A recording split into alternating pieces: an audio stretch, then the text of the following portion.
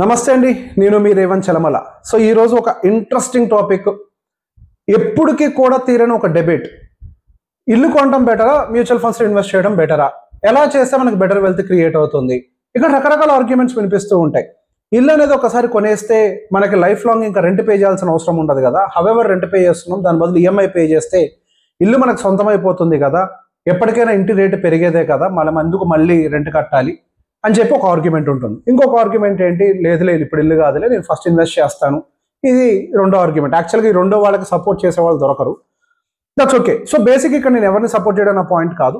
So మీకు అర్థమయ్యేలాగా ఈ టూ డిఫరెంట్ కేసెస్లో, ఒకవేళ ఇల్లు కొని మనం ఈఎంఐ కడితే ఎలా ఉంటుంది, అదే ఇంటిని మనం రెంట్కి తీసుకొని ఉంటే ఎలా ఉంటుంది అన్న కేసుని ఈ టూ డిఫరెంట్ కేసెస్లో ఎక్స్ప్లెయిన్ చేస్తున్నాను.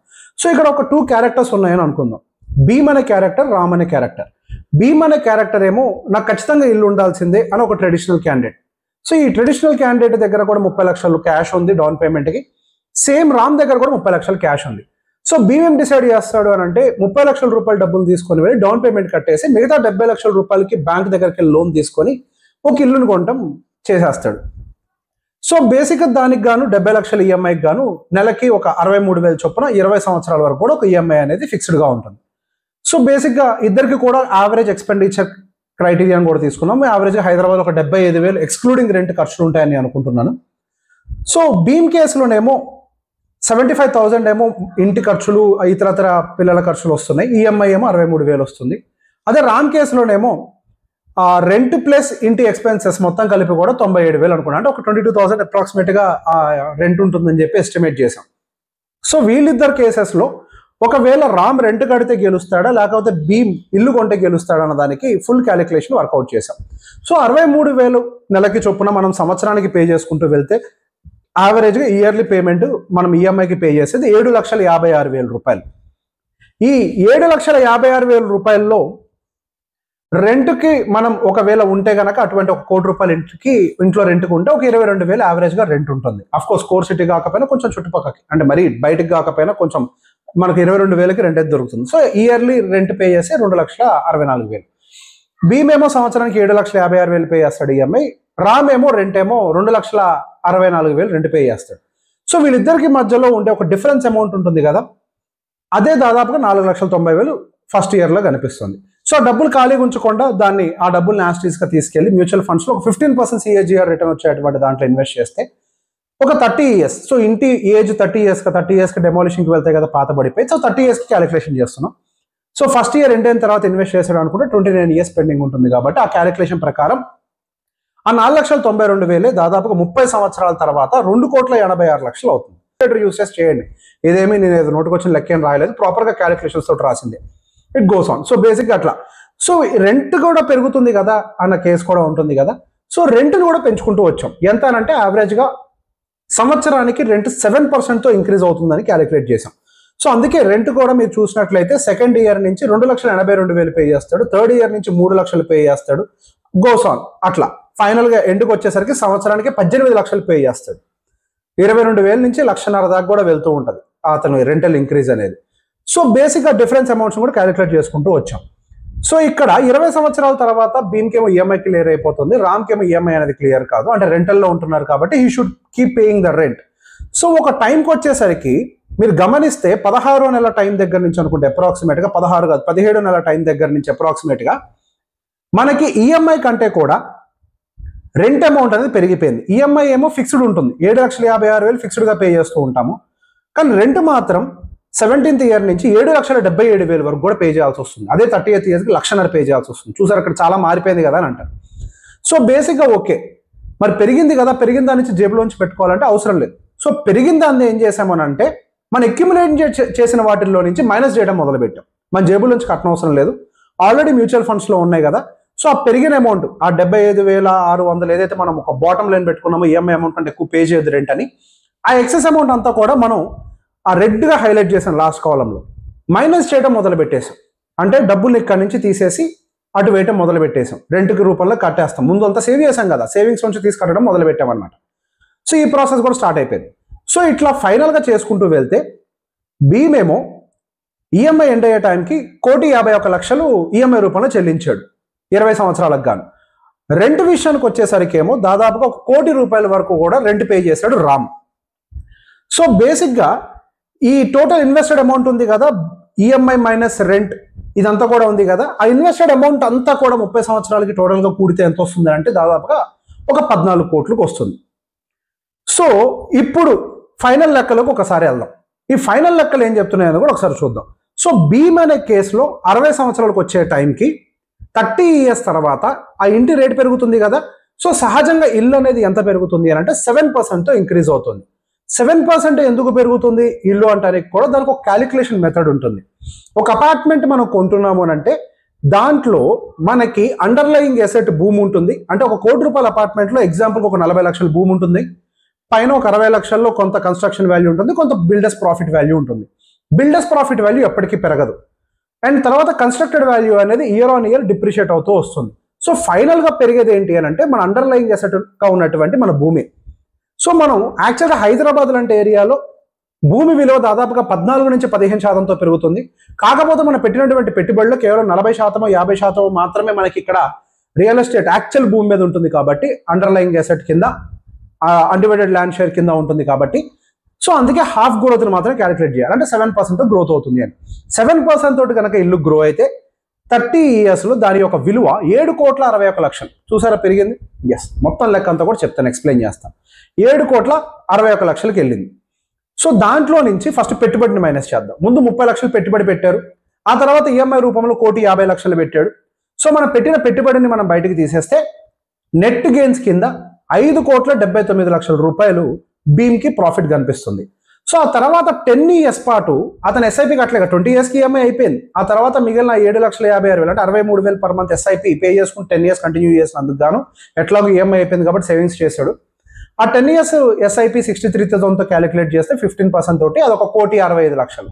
సో నెట్ ఫైనల్గా తన దగ్గర ఉండేటువంటి ఎసెట్ వాల్యూ ఎంత అని అంటే ప్రాపర్గా 7,44,00,000గా తేలింది. సో ఇందులో మనకి ఫిజికల్ అసెట్ ఏమో major dominated, near to 5,79,00,000 physical asset. Cash రూపంలో ఉన్నది మాత్రం కేవలం 1,65,00,000. కానీ ఈ రామ్ అనే వ్యక్తికి రిటైర్ అయ్యే టైంకి 60 సంవత్సరాలు రిటైర్ అయిన టైం కదా, 60 సంవత్సరాలు వచ్చే టైంకి చేతిలో ఉన్నటువంటి క్యాష్, ఇల్లు ఉంటుందేమో కానీ చేతిలో ఉన్నటువంటి క్యాష్ ఏమో కేవలం 1,65,00,000గా ఉంది. కానీ 75,000 రూపాయల ఎక్స్పెండిచర్ తను 30 సంవత్సరాలకు వచ్చేసరికి యాక్చువల్గా నేను క్యాలిక్యులేషన్ అది ఇంకా ప్రాపర్గా పెట్టలేదు, మన యావరేజ్గా పెరిగినా కానీ 3 లక్షల వరకు కూడా పెరుగుతుంది, ఇంకెక్కువగానే పెరుగుతుంది. నేను లోవర్ సైడ్ తీసుకున్నా, వర్స్ట్ సినారియోలో 3 లక్షలు అయితే ఖచ్చితంగా అవుతుంది. సో ఇప్పుడు అదొక్కటి తనతో అయిపోయిందా తనకి సమస్య అని అంటే 30 సంవత్సరాల తర్వాత మళ్ళీ అపార్ట్మెంట్ కూల్చి కొత్తది కన్స్ట్రక్ట్ చేయాలి కదా, కన్స్ట్రక్ట్ చేయడానికి కొంత ఖర్చు అవుతుంది కదా. సో ఎంతో కొంత దానికి కూడా ఇన్ఫ్లేషన్ ఉంటుంది కదా. ఇప్పుడు ఫర్ ఎగ్జాంపుల్ నేను ఏం చేశానంటే ఒక 30 lakhsనే ఎస్టిమేట్ కింద తీసుకున్నాను, ఎక్కువ కాదులే, ఒక 30 లక్షల రూపాయలు ఒక 7% తోటి 8% ఇది పెరుగుతుందని చెప్పి కన్స్ట్రక్షన్ తీసుకుంటే అప్రాక్సిమేట్గా ఒక 30% ఆ కన్స్ట్రక్ట్ వాల్యూ అని అనుకుంటే 2,28,00,000 దాదాపుగా మళ్ళీ రీకన్స్ట్రక్షన్ కోసం తను పెట్టుబడి మళ్ళీ రీఇన్వెస్ట్ చేయాల్సి వస్తుంది. కానీ ఇక్కడ ప్రాబ్లం ఏమైందంటే క్యాష్ ఇన్ హ్యాండ్ ఏమో మనకి భీమ్ విషయంలో కేవలం 1,65,00,000 ఉన్నాయి, మళ్ళీ పైగా రిటైర్మెంట్ ఏజ్ వచ్చింది, మళ్ళీ ఏమో ఇప్పుడు ఇల్లు రీకన్స్ట్రక్షన్కి వచ్చింది. అక్కడేమో రీకన్స్ట్రక్షన్కి సరే కొద్దిగా అటు ఇటు సర్దుబాటు చేస్తే రీకన్స్ట్రక్షన్కి డబ్బులు సరిపోతాయి అనుకున్నా, రిటైర్మెంట్ ఎట్లా ముందుకు వెళ్తుంది అదో పెద్ద ప్రశ్న. అదే రామ్ కేటగిరీ చూద్దాం. రామ్ కూడా అదే టైంకి 60 సంవత్సరాలు వచ్చాయి. తన దగ్గర ప్రీవియస్గా ఏదైతే భీమ్ 30 లక్షలు డౌన్ పేమెంట్ కట్టాడు, అదే 30 లక్షలు అప్పుడు లంసమ్ కింద ఇన్వెస్ట్ చేసుకుంటాడు కదా రాము. ఆ లంసమ్ అమౌంట్ దాదాపుగా 19,86,00,000కి వెళ్తుంది. ఆ తర్వాత ఇయర్లీ కాంట్రిబ్యూషన్ చేశాడు కదా, ఈఎంఐ మైనస్ రెంట్, ఫైనల్గా ఒక వాల్యూ వచ్చింది. కావాలంటే ఒకసారి బ్యాక్ వెళ్ళి వీడియో చూసుకోండి, ఆ షీట్ అంతా కూడా ఆ డిఫరెన్స్ అమౌంట్ అక్యుములేట్ చేసిందంతా దాదాపుగా 14 కోట్లకి వెళ్ళింది. దాంట్లో నుంచి కూడా పెట్టిన పెట్టుబడిని మైనస్ చేయాలి, అంటే రెంట్ కూడా కట్టాం కదా, ఆ రెంట్ని మైనస్ చేస్తే 1 కోటి రూపాయలు ప్లస్ ఫస్ట్లో పెట్టిన 30 లక్షలు మైనస్ చేస్తే నెట్ గెయిన్స్ 33 కోట్లు వచ్చింది. సో ఇక్కడ రామ్ కేసులో ఉన్న ఎసెట్ మొత్తం కూడా ఫిజికల్ అంటే ఫైనాన్షియల్ ఎసెట్ కాబట్టి క్యాష్ ఇన్ హ్యాండ్ దాదాపుగా 34 కోట్లు ఆయన చేతిలో డబ్బుల కింద ఉన్నాయి. కానీ ఆయన ఖర్చులు మాత్రం 4 లక్షలే ఉంటాయి. ఇప్పుడు చెప్పండి, రామ్ కంఫర్టబుల్గా బతకగలుగుతాడా, భీమ్ కంఫర్టబుల్గా బతకగలుగుతాడా? ఇంకొక మాట వస్తుంది, హౌస్ అనేది ఒక సెంటిమెంట్, ఎమోషన్ కొనాలి అని. ఇప్పుడు చెప్పండి, రామ్ తనకు నచ్చిన చోట నచ్చిన ఇల్లు కొనుక్కొని కంఫర్టబుల్గా బతకగలుగుతాడా? భీమ్ అదే పాత ఇంట్లో ఏది ఆల్రెడీ ఫుల్గా ట్రాఫిక్ బిల్డ్ అయిపోయి పొల్యూషన్ ఉన్నటువంటి ఏరియాలో రీకన్స్ట్రక్ట్ చేసుకొని యాక్చువల్గా ఫ్రెష్ ఎయిర్ పీల్చుకోవాల్సిన ఏజ్లో అటువంటి పొల్యూటెడ్ ఎయిర్ని పీల్చుకుంటూ బతకడానికి కూడా సరిపడా కార్పస్ లేక బాగా బతకగలుగుతాడు. సో బేసిక్గా క్యాలిక్యులేషన్ ప్రకారం నాకు అర్థమైంది ఏంటి అని అంటే, ఇనిషియల్ స్టేజెస్లో ఎప్పుడైనా సరే మనము ఎక్కువ ఫైనాన్షియల్ అసెట్స్ని బిల్డ్ చేస్తూ రావాలి. దానికి గల మేజర్ రీజన్, ఎస్ ఇల్లు ఎమోషనే, కానీ దానికంటే మధ్యలో వీళ్ళకి పిల్లలు ఉంటారు. భీమ్ అనే వ్యక్తి ఏమో జీవితంలో వాళ్ళ పిల్లలకి సంబంధించిన క్యాలిక్యులేషన్స్ చేయలేదు, ఎవరి విషయంలో చేయలేదు. ఇక్కడే వీళ్ళకి డబ్బులు మిగిలే కండిషనే లేదు. రామ్ వాళ్ళ పిల్లలకి సంబంధించిన చదువుల దగ్గర నుంచి అన్నిటికీ జాగ్రత్తలు తీసుకునే అవకాశం రామ్ దగ్గర చేతుల్లో మిగిలింది, కానీ భీమ్ దగ్గర ఎటువంటి క్యాష్ కాంపోనెంట్ అనేది మిగలలేదు. సో ఒక టైం వచ్చేంత వరకు వెయిట్ చేసి ఒక ప్రాపర్గా అసెట్ని బిల్డ్ చేసుకొని, ఫైనాన్షియల్ అసెట్ని, ఆ తర్వాత రిటైర్మెంట్ టైంలో మనం ఎక్కడ సెటిల్ అవ్వాలనుకుంటున్నామో అక్కడ సెటిల్ అయ్యి, అంటే అక్కడ కనుక ఇల్లు కొనుక్కుంటే ప్రాపర్గా సెటిల్ అవ్వడానికి ప్రాబిలిటీ ఉంటుంది. సో ముందే కొనుక్కుంటే ప్రాబ్లం ఏంటి అని అంటే, మనం వలస పక్షుల్లో అంటాం. మనం పనిచేస్తున్నంత కాలం ఈ రోజు ఈ సిటీలో ఉంటాం, ఇంకొక రోజు ఇంకొక సిటీలో ఉంటాం, ఇంకొకసారి ఇంకో సిటీలో ఉంటాం. ప్రమోషన్ రావాలంటే అక్కడెక్కడికో ఫ్లై అవుతూ ఉంటాం. ఈ క్రమంలో మనకంటూ ఒక తోకలాగా ఒక ఇంటిని ఒక ఈఎంఐ తోటి ముడిపెట్టేసుకుంటే మనం ఎక్కడికైనా వెళ్ళగలుగుతాం. అండ్ మోర్ ఎవర్, సరే మన హైదరాబాద్లోనే పర్మనెంట్గా ఉంటామని అనుకున్నాం, 30 సంవత్సరాల తర్వాత ఇప్పుడుండే ఏరియాలోనే ఉంటామని గ్యారంటీ ఉంది. పొల్యూషన్ పెరుగుతోంది, వాతావరణ పరిస్థితులు మారిపోతున్నాయి. ఏదో ఒక ఫ్రెష్ ఎయిర్ ఉండే ఏరియాస్లోకి వెళ్ళి ఉండాలనుకుంటాం కదా, కానీ ఇక్కడే మీరేమో లాక్ చేసి పెట్టేసుకున్నారు మన జీవితాలను ఎటు కానివ్వకుండా.